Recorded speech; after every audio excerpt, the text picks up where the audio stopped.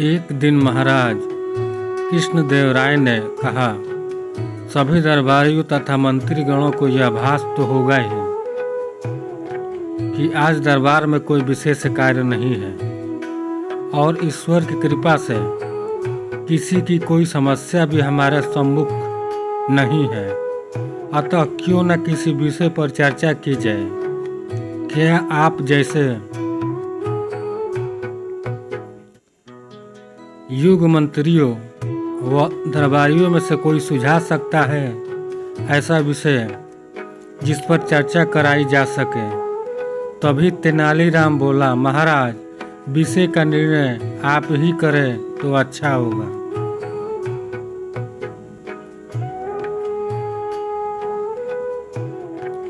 महाराज ने कुछ सोचा और फिर बोले, जैसा कि आप सभी जानते हैं कि क्षत्रिय, वैश्य, शूद्र तीनों वर्ग ब्राह्मण को पूजनीय मानते हैं। सभी दरबारियों व मंत्रियों को महाराज का यह प्रश्न बेहद सरल प्रतीत हुआ। इसमें कठिनाई क्या है महाराज?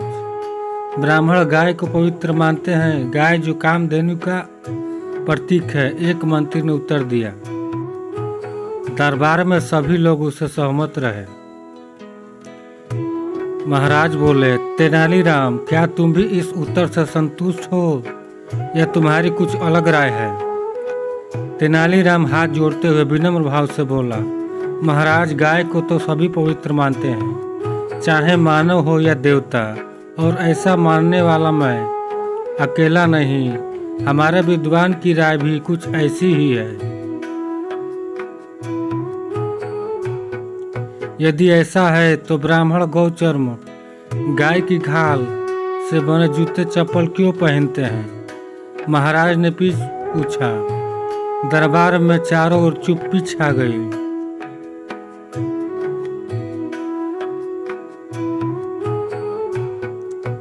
दरअसल महाराज ने जो कुछ भी कहा था वह बिल्कुल सच था। इस प्रश्न का उत्तर किसी के पास न था। सबको चुप देखकर महाराज ने घोषणा की कि जो भी उनके इस प्रश्न का संतोषजनक उत्तर देगा उसे 1000 स्वर्ण मुद्राएं पुरस्कार के रूप में दी जाएगी।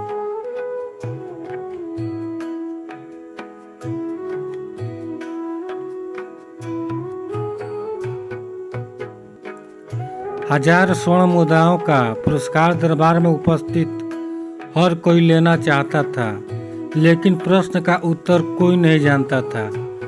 सभी को चुपचाप बैठा देख तेनालीराम अपने आसन से उठते हुए बोला, महाराज, ब्राह्मण के चरण पैर बेहद पवित्र माने जाते हैं, उतने ही पवित्र जितने कि किसी तीर्थ धाम की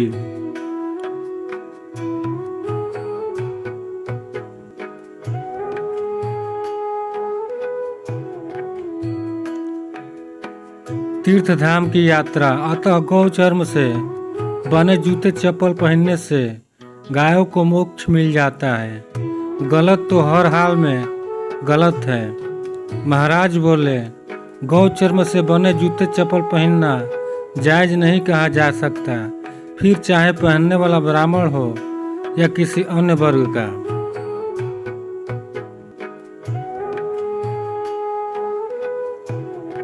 लेकिन मुझे खुशी इस बात की है कि तेनालीराम ने उत्तर देने का साहस तो किया।